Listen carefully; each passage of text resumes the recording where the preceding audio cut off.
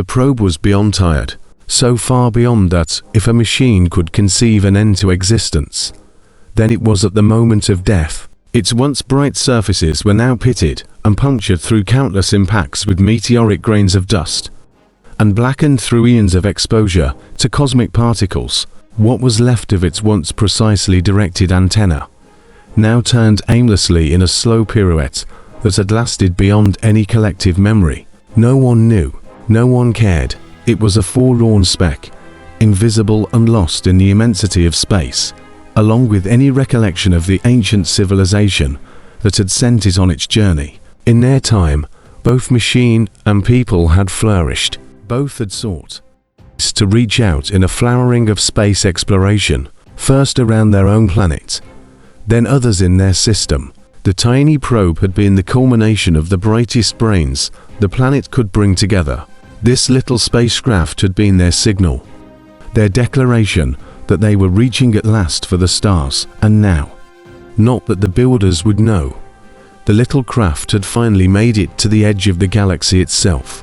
Once launched, it began, and continued to send back a stream of information about their closest neighbors. The scientists and the planet's inhabitants rejoiced, but as is always the case with a new toy, it becomes familiar and eventually forgotten. So as it reached out into the void between the stars, its work longer excited or inspired, and its makers moved on to another, brighter child. No matter how well it had lived up to what was asked of it, the probe had done its job, and its memory passed into history. The probe didn't notice or care. It was a machine.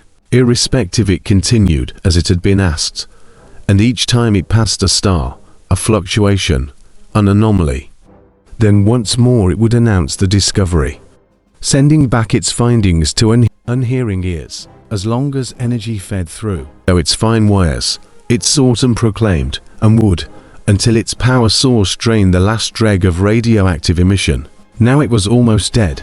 Now nothing but weak, random particles of decay from its tiny generator.